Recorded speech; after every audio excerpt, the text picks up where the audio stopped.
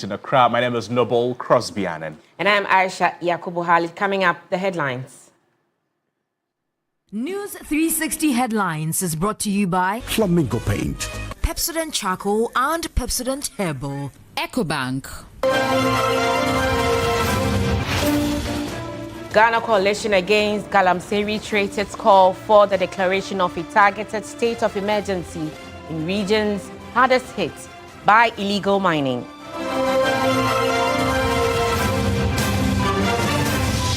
Also in the bulletin tonight, government to begin Appiatse reconstruction phase 3 after raising 112 million cedis through support fund. The Lands Minister, Emmanuel Amakofibua, has confirmed.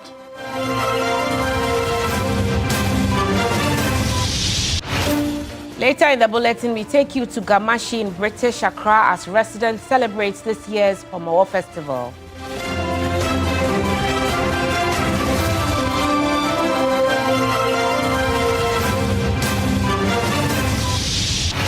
And much later in international news tonight, U.S. President Donald Trump says negotiating a permanent peace agreement is the best way to end the war in Ukraine, rather than a temporary ceasefire that oftentimes does not hold up.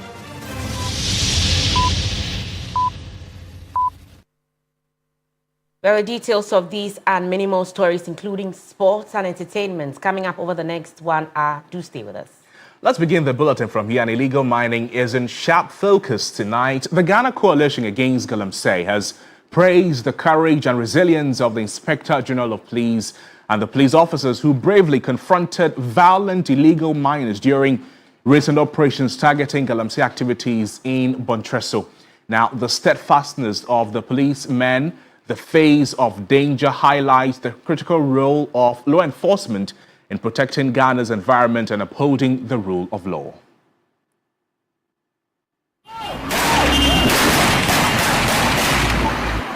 A video circulated widely shows a brutal attack on the police by illegal miners at Bontresso, exposing the lawlessness ravaging the country's mining areas.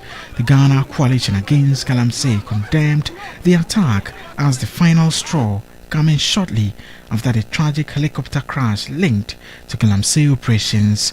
The Ghana Coalition Against Galamsey vowed zero tolerance for such criminality and called for immediate, decisive action to dismantle the networks destroying Ghana's environment and threatening its future. The coalition's demands include recognition of the swift arrest of an implicated assembly member, with calls for expanded intelligence and the apprehension of all involved. They urged deployment of a joint police and military task force with maximum force to deal with offenders. The declaration of targeted state of emergency in regions hardest hit by illegal mining after prosecution, with financiers and owners publicly exposed and prosecuted. Immediate dismissal and investigation of municipal chief executives and local police commanders suspected of negligence or collusion enabling the violence. The Ghana Coalition Against Galamsey warned that the recent police attacks and deaths illustrate the grave consequences of unchecked Galamsey and that Ghana's sovereignty faces direct threat from such impunity. The coalition applauded the IGP's steadfastness but urged swift concrete steps to resolve this national crisis. The Ghana Coalition Against Galamsey concluded its statement with a firm call for urgent government action to safeguard the nation's lands, waters and people. Staying with the fight against Galamsey, we turn our attention to one of the leading voices in the fight. Professor Mahmoud Akudugu is a member of the Ghana Coalition Against Galamsey. Prof, good evening to you. Thank you so much for joining us. Talk to us about this. There's a call for the declaration of a state of emergency in targeted areas, and I'm talking about areas hardest hit by Galamsey, particularly in these zones. What is the thinking behind this declaration at targeted zones and not the entire country, if you like? Yeah, good evening to you and good evening to your viewers and listeners. I think the reason is simple. We are looking at the fact that declaring a state of emergency for the whole country will not serve the purpose, because Galamsey is not of course, it's in many of the regions, but it's not in the entire country. And so it is our firm belief that if we focus on the areas that this galamsey is endemic and declare the state of emergency in those areas, it will help us to completely deal with the situation and bring it under control so that we can now have the space to implement some of the interventions such as responsible community mining that was launched, and unfortunately we lost those 8 compatriots. And so it is our belief that targeted declaration of state emergency in those areas will be more effective than just doing so for the entire country. My next question to you would be this. Would you say that the recent helicopter crash has changed public and political urgency on the fight against galamsey? Absolutely. Especially the public, I believe, almost every Ghanaian agrees that something must be done and done urgently to address this environmental suicide and address or deal with these environmental criminals.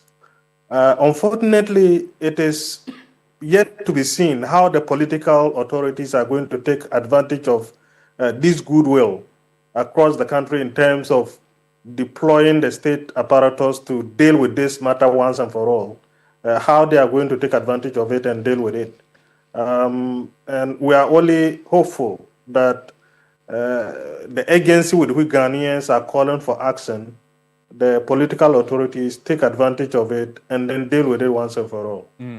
Going through your statement, your coalition wants the financiers and owners of excavators confiscated to be hunted down, publicly exposed, and fully prosecuted.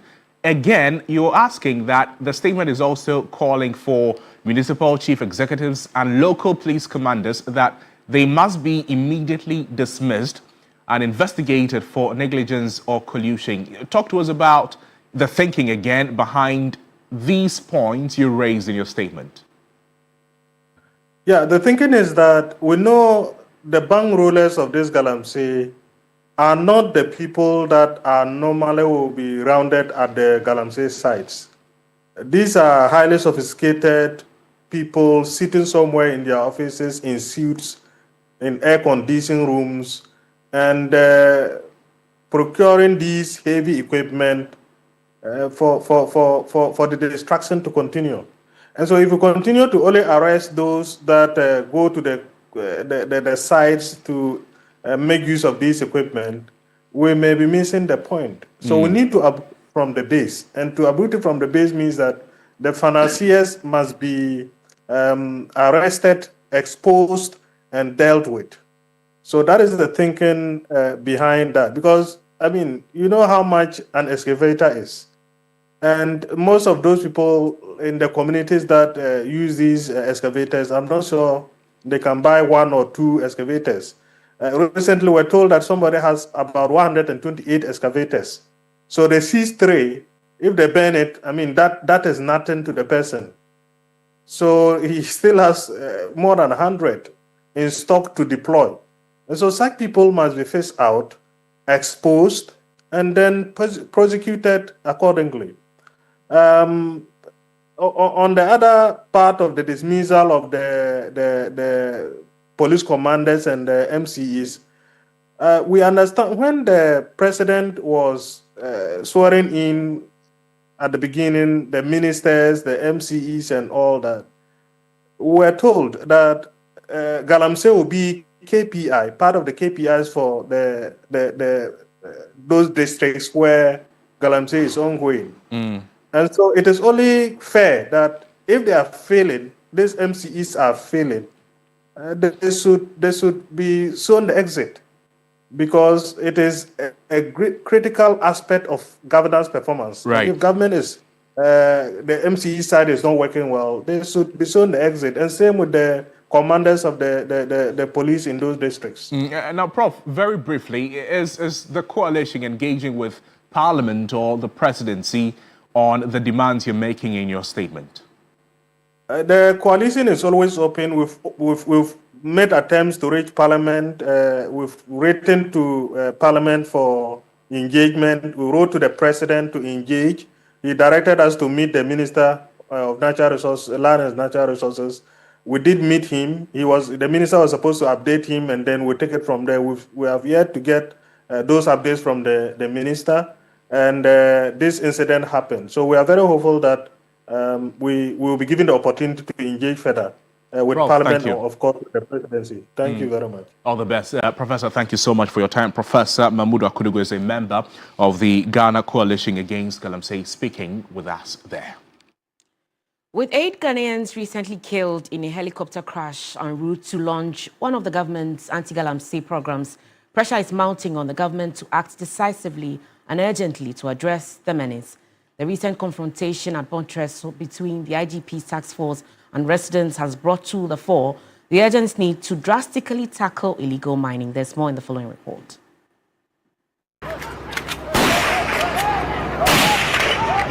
That was the IGP Special Anti-Galamsey Task Force operating, which came under severe attack by a group of illegal miners at Montreal.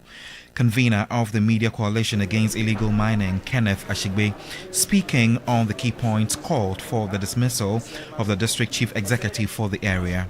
So this particular DC, for example, immediately the president should be firing him for incompetence, because even you agree that this DC says that they were stand winning, stand winning without a permit. Ask them whether they have an EPA permit and all the permits, and then he goes on to clear them and does not see that a police officer had been attacked. That person should, after you've dismissed him, we should immediately get some, investigations into it to find out complicity. This is where the FICs and co would have to come in and look into the monies that are coming to himself and people who are connected to him. Former Deputy Foreign Affairs Minister Emmanuel Bombade says urgent action must be taken to tackle the menace and avert situations similar to those in neighboring West African countries where illegal mining activities helped fuel civil wars. If you look at the spread of violent extremism and terrorism in our neighboring countries in the Sahel, the routes that these terrorists took, it is not by coincidence that they also went through mining, illegal mining resources. Because that is where they were able to have access to the money to recruit more people. And the more they are able to recruit, the more they are able to confront the state. And so my proposition is, whereas the operational level is important, and even at the operational level, the experts need to redraw their strategy. The former executive director of the West Africa Network for Peace Building, Emmanuel Bombade, also supported calls for the regular reshuffling of security chiefs in mining-prone areas. If you have a police commander in a district for a very long time, under the circumstances of Galamsey, it doesn't matter how that police officer is, you should be prepared that that police officer is going to be compromised. So even at the operational level, you want to recycle very frequently and be more robust and be more frontal and be more forward-looking in terms of sustaining the fight and not just having people there because they are fighting Galamsey. Vice President of Imani Africa, Kofi Bento, stressed that the fight against illegal mining must also target the so-called kingpins behind the operations. For the past 2 decades, 20 years more or less, we've been stirring this thing and playing fiddles with it. Right. All right. Which is why I'm saying we are pretending to be fighting Galamsey. Who does not know that politicians in this country are benefiting from Galamsey? Who does not know that DCs are involved in Galamsey? Who does not know that the security services are complicit? At the highest levels, when we catch people who are doing Galamsey, we just say we'll deport them. And the policy of this government or so has been articulated to the extent that when we catch them, we won't prosecute them, we'll just send them away. If we have serious national intelligence or what they call national security, they should be swarming in those areas, identifying the kingpins and making sure we are dealing with them decisively. Security expert and retired military officer Colonel Festus Abuaje called for stronger investment in intelligence gathering and including jailing foreign nationals involved in the illegal trade. The aim, which is I call the main effort of the government or the state, must not be to go and arrest those foot soldiers. let us deploy resources, intelligence, political will, organize task forces from outside of areas and send them in to take out the heavy equipment. Right. If needs be, let us buy back some of the caterpillars that are, over and beyond what we need. And not deport, jail all foreigners without exception. Illegal mining, popularly known as galamsey, continues to devastate the country's forests, farms and water bodies despite the fact that government is taking action to tackle the menace.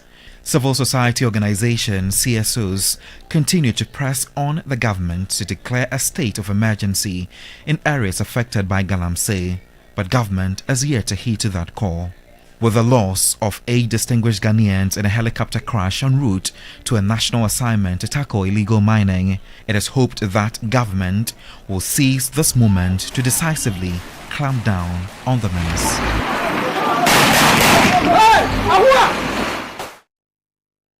And still on national challenges now to the Appiatse community, because the Minister for Lands and Natural Resources, Emmanuel Amakofiboah, has announced plans to commence the third phase of the Appiatse reconstruction project following the accumulation of 112 million cedis in the Appiatse Support Fund. However, concerns have been raised by the Secretary of the Phase 3 project victims, Joseph Abu, over structural defects emerging in Phase 1, prompting calls for improvements in the design and implementation of the upcoming phase.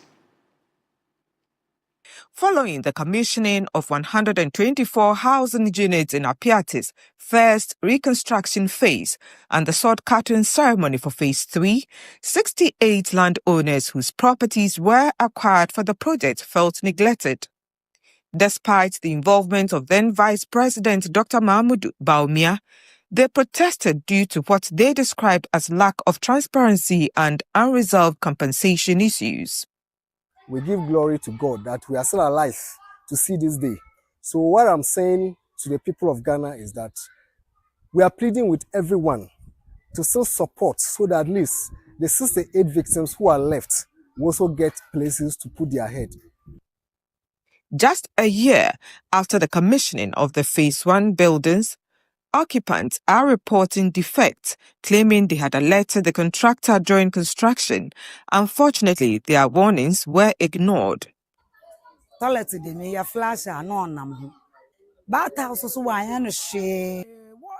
closet malfunctions. The kitchen remains doorless, and the stairs are deteriorating. Moreover, none of the rooms have been plastered. According to the contractor, the material used doesn't require plastering, but when you touch it, the surface peels off. In fact, it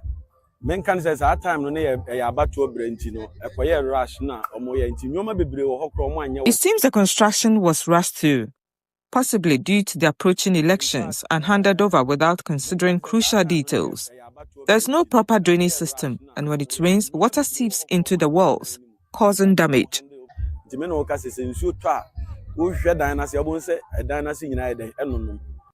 It is in this regard that Secretary of Phase 3 victims, Joseph Abu, has urged for an improved design and execution of the Phase 3, while appealing to the Reconstruction Committee to involve them.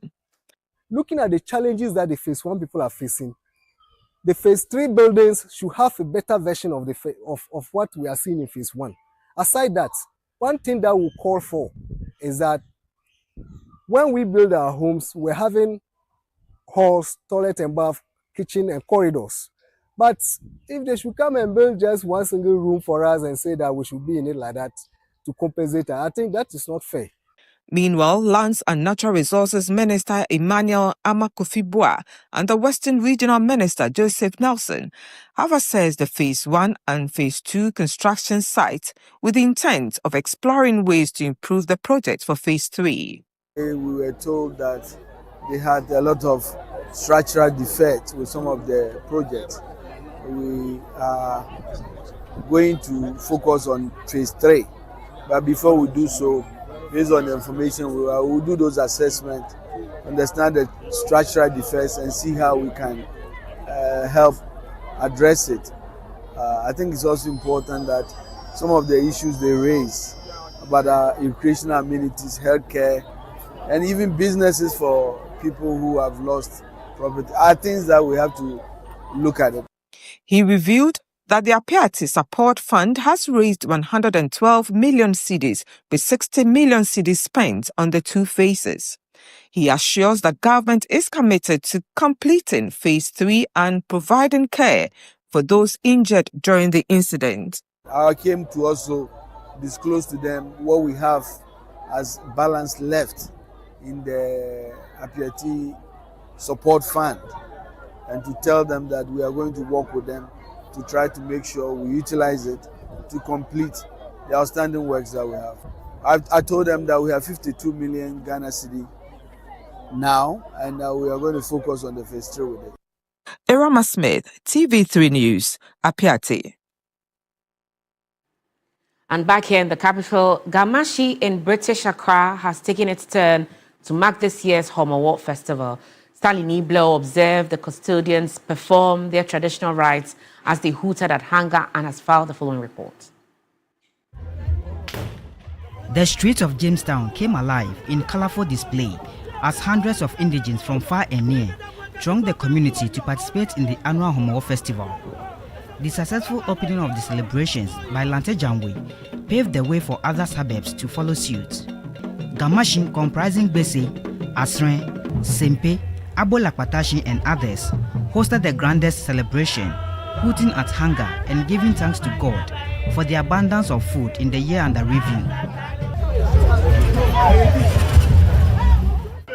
The Homowo Festival, passed down from generation to generation, carries unique cultural significance. Virtually every home in Gamashi prepared the traditional meal, pokpoi, made from maize and palm nut soup. Led by their respective chiefs, the pokpoi was sprinkled in ancestral homes to symbolically include departed family members, particularly those who endured the Great Famine in the celebrations. In Jamestown, the Gamanche Nitaki Tekochro II led the sprinkling for the Gan state, while the Gbese Manche performed the rites within his jurisdiction. The Kokoti Musketry Group also seized the occasion to showcase their unique display. For custodians of tradition, Homowo must remain a festival that unifies the people. Others urged litigating parties and stools embroiled in chieftaincy disputes to resolve their differences, while streamlining the process of installment across Greater Accra.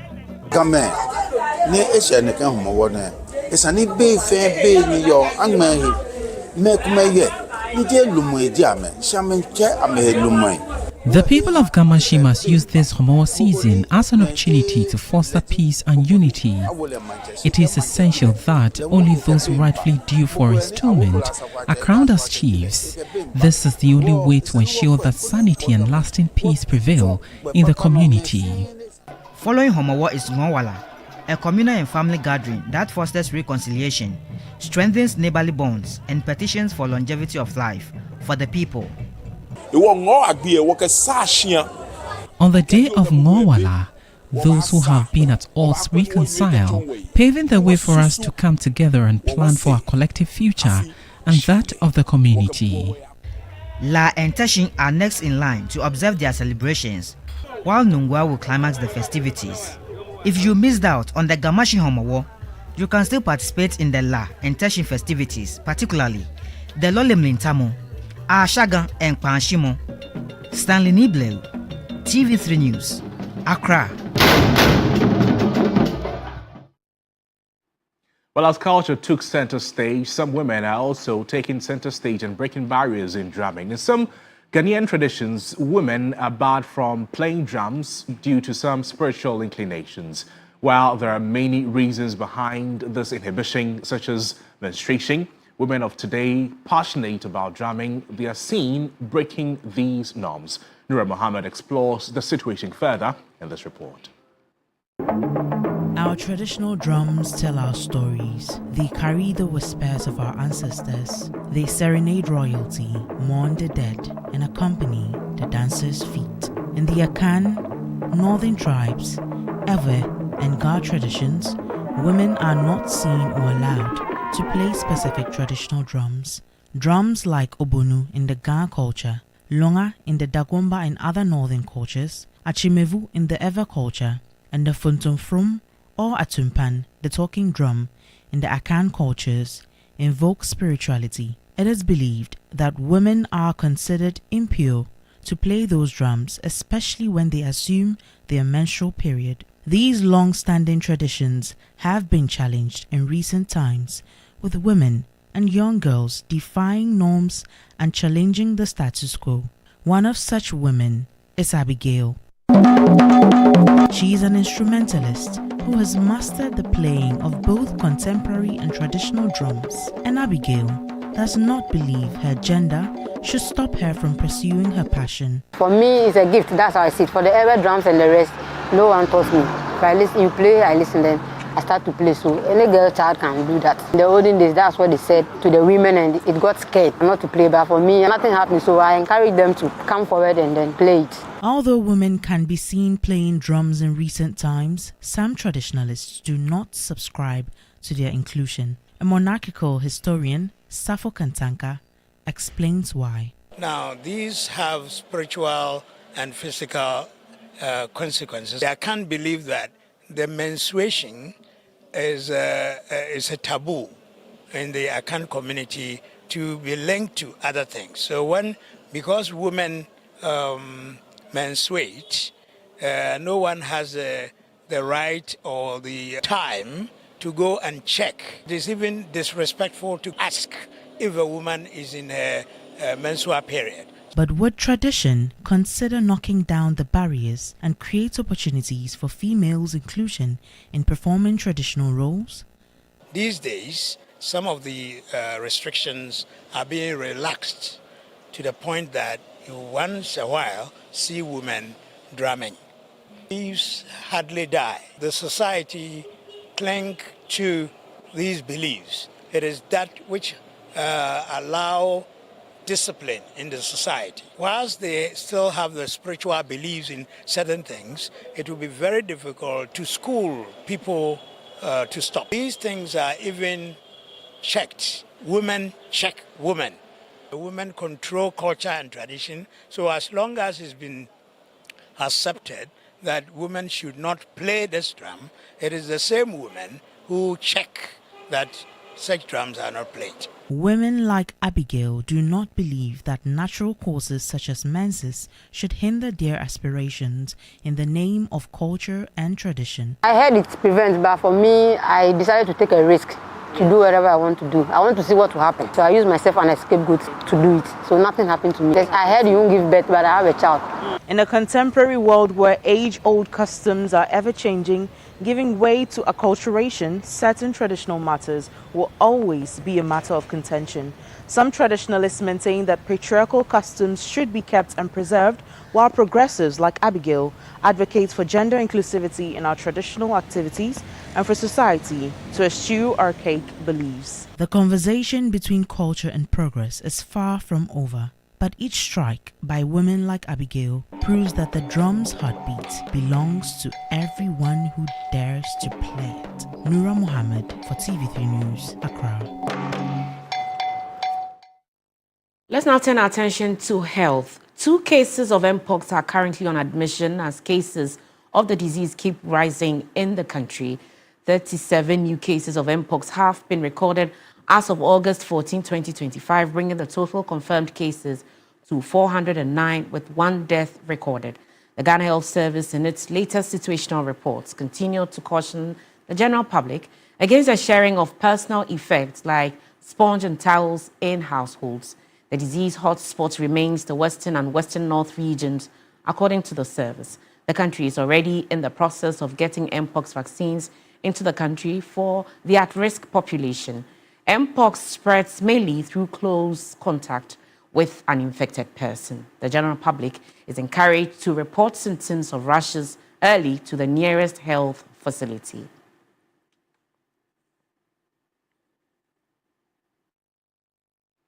Now, still on health-related matters, rural healthcare in Ghana is in a state of crisis, a reality largely driven by the reluctance of health professionals, particularly nurses, to accept and remain in hard-to-reach communities. While the nation's health system faces a countrywide shortage of personnel, the problem is most severe in rural or hard-to-reach areas. A report by Belinda Tete. According to a 2018 analysis by the Ghana Health Service, there's a significant human resource deficit with a 41% vacancy rate for required staff. While the national average is concerning, the disparity is far more severe in rural areas. A 2022 Ghana Health Service holistic assessment revealed a score of 0 for the Next Population Equity Index, indicating a failure to meet targets for equitable distribution of health personnel. This chronic understaffing leaves the few committed nurses who accept rural postings overworked and on the brink of burnout. We are only 2 here, which makes the work very difficult. Currently, as I'm speaking, my colleague is on maternity leave, meaning I'm the only one to render the services here. I do weigh-in, OPD attendance, even if when there is a delivery that needs to be delivered emergency, I have to stand in for, making the work very difficult for me. Additionally, the deplorable nature of the roads in rural areas also compounds the issue of residents. For a community like Subenso, this is not just an inconvenience, it is a barrier to healthcare. When we have to transport an emergency case to the sub-district, we find it difficult.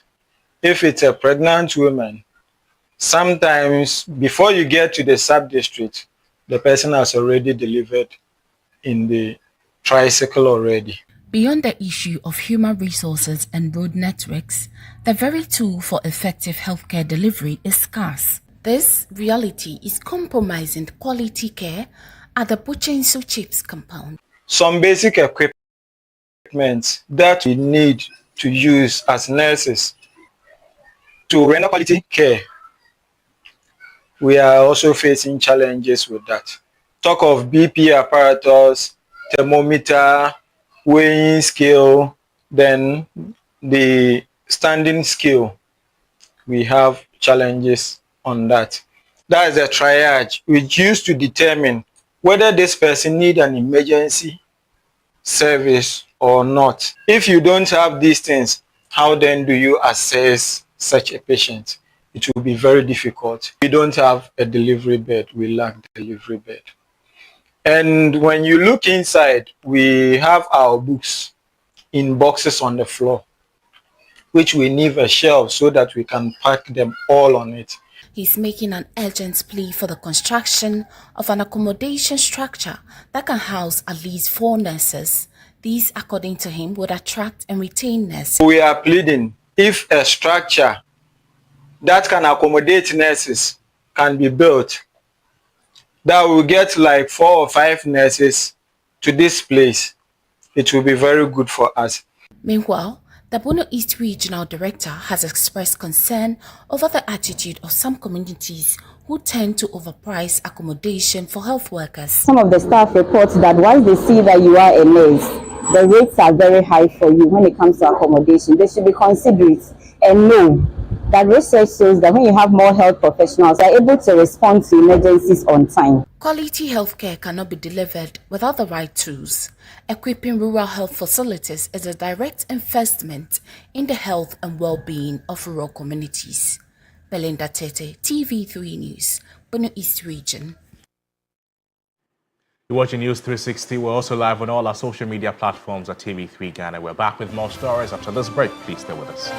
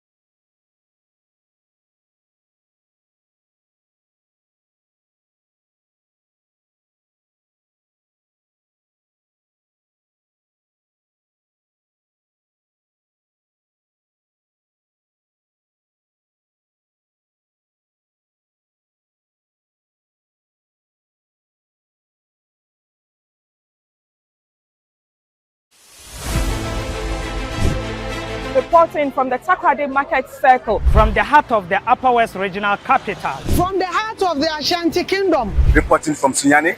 From the Central Business District of Navrongo. The parliamentarians are on recess. This is where it all unfolds. The moments that potentially alters the course of our nation and the world. These are the individuals we recognize, the voices we amplify, who appears on screen and who contributes behind the scenes. With professionalism at our core, we bring you news you can trust. Impact journalism that makes a difference. This illustrates how diverse perspectives enhance our strength and reinforces our mission.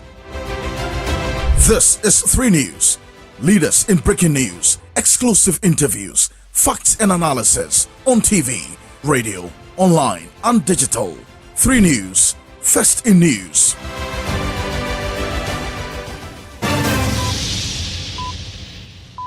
Thank you for staying with us. In more news this evening, residents and motorists in Sefibioso and Sarah can soon heave a sigh of relief as construction progresses on a new 90-meter span bridge with a 1-kilometer approach road. The project aims to address long-standing safety and traffic challenges.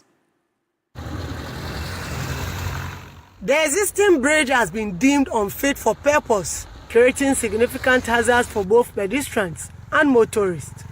Its narrow structure makes two-way traffic difficult, forcing vehicles to compete for space. The construction firm working on the new 90-meter span bridge has intensified work, deploying day and night shifts to ensure timely completion. The project was awarded in January 2023. After commencement of the project, we faced some little challenges. That was the design. It took us almost about a year before the design. So the actual time of starting this is around June 2024. And we realized almost half of the time is gone. So we have to approach to the method of 24-hour economy. So we have to work in sometimes 2 shifts, sometimes 3 shifts. At the same time, too, the 24-hour economy help employment in the village here. This initiative aims to minimize delays, improve efficiency, and provide employment opportunities for local workers in multiple shifts. I'm actually impressed with the work so far because the contractor has taken extra steps to even work during the night when it becomes necessary in order to catch up and complete the work on time to be able to hand over to the government of Ghana. So I think it's a good thing for other contractors to follow suit. The initiative has received praise from local authorities and residents who have long awaited improved road networks to boost economic activities. The project has already faced delays, but the contractors' recent round-the-clock efforts have given us renewed hope. We remain optimistic that work will continue uninterrupted until completion. The pace of work is commendable, and we urge the contractor to maintain this momentum, given the critical importance of this road network. The adoption of the 24-hour economy model by the construction company sets a precedent for other firms. Once completed, the bridge will not only enhance safety, but also improve transportation efficiency in the Western North region, supporting economic activities and reducing travel time for commuters. Now, only about 27% of roads in Ghana are tarred, leaving the remaining 73% untarred and often in poor conditions, making travel difficult for many communities. In a bid to improve accessibility and boost transport efficiency, government rolled out the District Road Improvement Program, or DRIP, to tackle these challenges. My colleague Christopher Marco, he attended a training workshop for DRIP coordinators in the Northern Zone and Fathers Report. The District Roads Improvement Program, DRIP, which was launched in July 2024, aims to improve connectivity and accessibility of roads to boost economic activity and create jobs, particularly in rural and peri-urban areas. Each metropolitan municipal and district assembly was provided with heavy-duty equipment for road maintenance and rehabilitation. Since the arrival of the drip equipment, several roads linking her to rich communities in the northern parts of the country have been opened to facilitate better access to essential services, markets, and economic opportunities. I've been told that committees have been put in place to ensure that this equipment are able to work very well to the satisfaction of the residents within the municipality, and to at least achieve the aim for which they were procured for the various district assemblies. At a training workshop for district and regional drip coordinators for the Northern Zone in Tamale, National Coordinator of the program, Neil Lante Vanderpoy, is optimistic that drip will be a game changer for the country's road deficits. We are being sustained under the District Assembly's Common Fund. We hope that we shall have some resources from the road fund, and also the constituencies and the districts themselves. Some of the MPs and the DCs have also budgeted and programmed for us to assist them in maintaining roads in their various constituencies and districts. He called for a more sustainable funding for the program. It is my expectation that in the next government budget, the Minister of Finance will magnanimously find a space to accommodate the operations of DRIP, so that we can have a much more reliable, adequate source of funding to be able to complement the efforts of the Ministry of Roads and Highways and the Department of Urban Roads, so that Ghana as a country will have much more easy to and fro from every community, interlink the communities, connect the communities, and connect goods and services within this 24-hour economy. For his part, Northern Regional Minister Ali Adolf Mbordiba appealed to the coordinators and the assemblies to ensure the equipment are properly maintained. We also appeal to the various coordinators of this at the district level to ensure that this equipment are serviced as and when they need to be serviced. Because the lifespan of this equipment will depend largely the way we handle them, the way we service them, and in general, the way we care for them, the way we take good care of this equipment. The training program is a vital component of the DRIP initiative, ensuring that personnel are well equipped to contribute to the program's success in improving road infrastructure and promoting local economic development. The fourth edition of the Akoma FM fufu party recorded huge patronage on Saturday. The annual event has been instituted to promote the local staple food. It recorded one of its highest turnouts, despite an earlier postponement. It will probably leave a lasting memory in the minds of participants.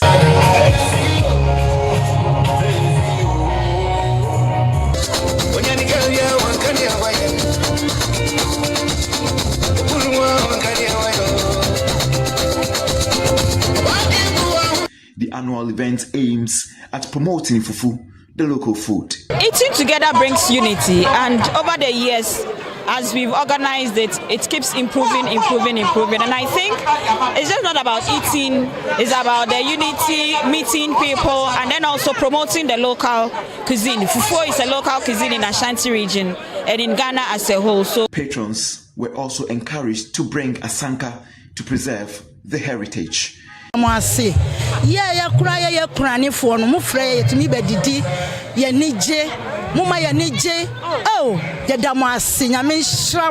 Stations manager of Akoma FM, Ransford Nana Osiasari, explains the significance of the event. The Akoma Fufu's party is very significant for us. One, because we're celebrating our 7th anniversary, and for anybody that has been part of the anniversary can attest to the fact that we have distinguished ourselves in excellence when it comes to radio broadcasting, and that is why we see this one very significant. Number two, we also see this edition as one of the things coming from the fact that last year we won our award as one of the stations promoting promoting when it comes to made in Ghana foods and all that. We'll continue to use what we do each year as the basis to do more.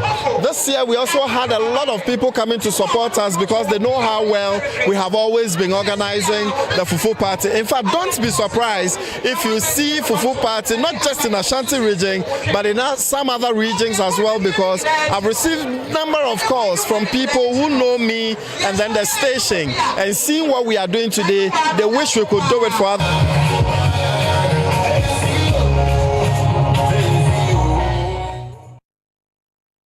Stay with us, your News 360. We have some sports news next.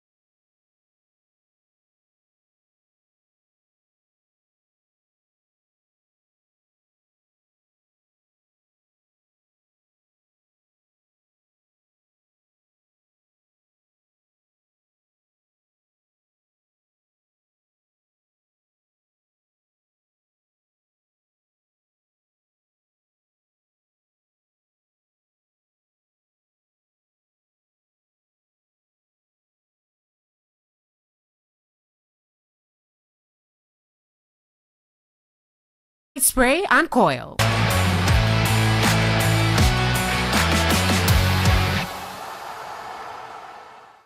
Hello, good evening and welcome to the sports segment here on News 360. My name is Bill Ishen. Now, Ghana midfielder Mohamed Kudus announced his arrival in style for Tottenham Hotspur, providing 2 assists in a commanding 3-0 victory Saturday.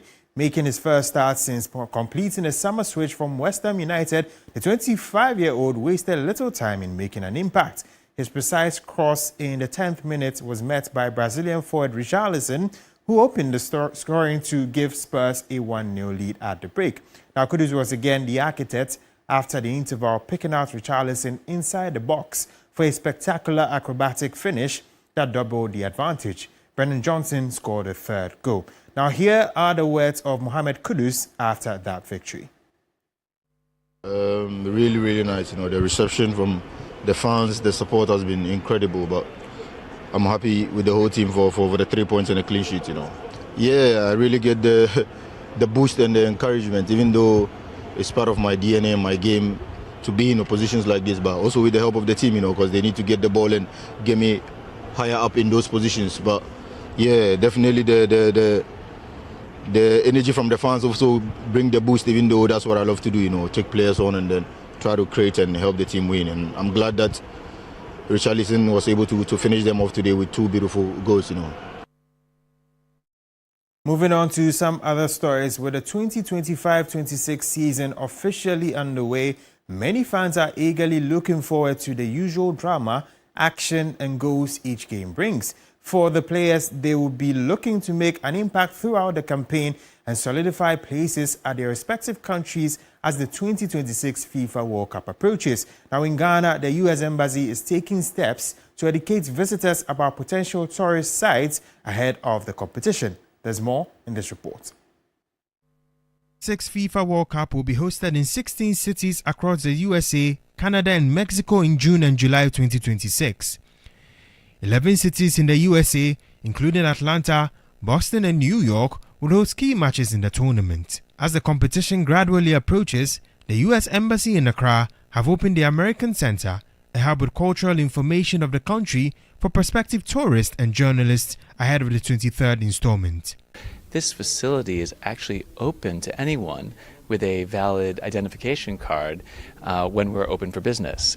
So what we're trying to do is, in the 11 months building up to June 2026, that every month we do something that touches one of the U.S. host cities. And today's program, we touch New York City. In one of their numerous planned sessions for visitors, photojournalist Gerard Nate, who paid a visit to the country, gave an account of some prospective locations to tell human interest stories when the World Cup begins.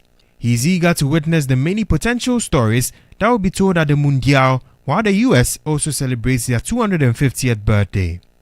As a journalist, I can imagine the emotions, the jubilations, the disappointments, just a broad range of emotions that can be documented and captured from the US. And about the America 250, such a landmark celebration, in my interactions there, I found that they are all finding different ways to celebrate that across different states, across different communities. They're planning ways to commemorate the event in their own unique ways, and I think that's very special. Some visitors who took part of the second session were happy with their newly acquired knowledge and are eager to play an active part in the World Cup. So I've learned a lot of things. I've been able to recall some of the histories that I'm not used to, and through the submissions of Gerald, I've gotten to know more histories from USC. I feel like almost Ghanaians would want to partake in, like, going to watch the World Cup as a football fan, and then as tourists again to go through the country, then see whatsoever is there. Many Ghanaians remain hopeful that the Black Stars will qualify for the competition. As it stands, Otuado's men are top of Group I and could potentially book their place if they defeat Chad and Mali in September. Now, the anniversary cup match dubbed Homowo Cup, which will be between Hearts of Oak and Pando Heart of Lions, is slated to take place at the Accra Sports Stadium on Sunday, August 17, 2025. Our coaches Bashir Hayford and Didi Ramani are looking forward to the encounter. Welcome, my brother Didi, for seeing this trophy once. I have seen it twice. Last season, we were so humbled, very happy to be invited to participate in this August tournament. We came, we saw, we couldn't conquer. This time around, we are in again. I think we are not coming to just see it and leave it and go. We are preparing as we prepared for last season. The only thing is that we have augmented the team a little.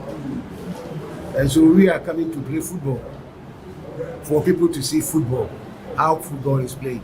Maintenance, and then also the loading systems of the players, because we have to take precautionary measures in terms of where we are in the season, and then what to expect in a longer season to come. And so we expect to be able to put in something that will show what we have for the season, and then progressively we develop from here. Now to our final story. Ghana's top 7 men's 100-meter sprinters have arrived in Texas, USA for a secluded training camp at Texas A&M University Commerce ahead of the 2025 World Athletics Championships in Tokyo. Now, the camp is organized by Ghana Athletics, which with close coordination and financial support from the Ghana Olympic Committee and facility support from Texas A&M University Commerce. Athletics coach Elom Amenepo believes the short training window will not help Ghana's chances of winning the medal. Whereby we are having just 2 weeks of prep to major competition, I don't think it's helping us. Let's be realistic with ourselves. If there's any team on individual if there's no individual in the Ghana team right now that can win a medal at the World Champions, realistically as a coach, that is how I feel, and that is what I believe in. But when we talk about the 4x1 team, like that is a team that can win a medal. Because we have guys running the sub-10, we have guys that are good. We have the team. We have about 6 or 7 athletes that can make that happen. But I don't think we are giving them that attention that they needed as a nation. Like, since 2019, they have been on the scene, showcasing Ghana, being there. The last time they came too close, so close, was at Oregon when we finished 5th in the final. You understand? That would have sent a message that, look, this is a team that we can invest in. This is a team that we can give exposure. This is a team that when we give them the needed attention, they should be able to be winning international medal. That's it for the sports segment here on News 360. My name is Bill Lisha, and entertainment is up next. Entertainment news segment is brought to you by GTP Lifestyle and Napa Foods. Heaven Black Insecticide Spray and Coil. Powered by 3 Entertainment. In entertainment news tonight, rapper Sean Kingston was sentenced on Friday to 3.5 years in prison following his conviction in a $1 million fraud scheme based in South Florida. Kingston, whose real name is Kenshin Paul Anderson, and his mother Janice Eleanor Turner were each found guilty in March by a federal jury on charges of conspiracy to commit wire fraud and 4 counts of wire fraud. Turner received a 5-year prison sentence last month. Prior to sentencing, Kingston addressed U.S. District Judge David Lebowitz, expressing remorse and stating he had learned from the experience. His attorney requested a delayed surrender due to medical issues, but the judge denied the request and ordered Kingston into custody immediately. Kingston, who is 35, and his mother were arrested in May 2024 after a SWAT team raided Kingston's rented mansion in suburban Fort.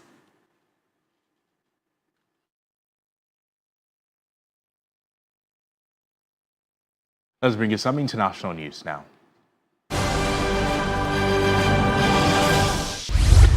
U.S. President Donald Trump says negotiating a permanent peace agreement is the best way to end the war in Ukraine rather than via a temporary ceasefire.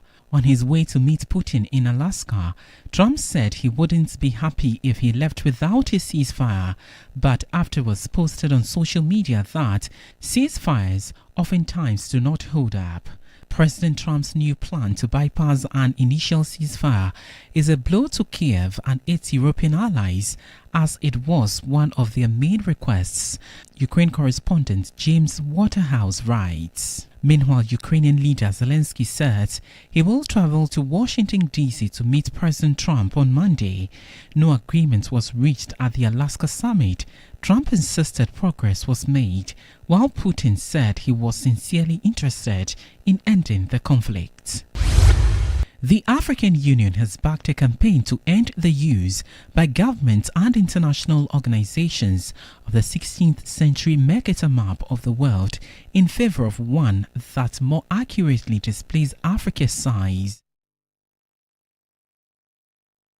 And that's it for this evening's edition of News 360. Thank you so much for sticking with us. My name is Ayisha Yakubu. And I am Crosby Annan. Good evening.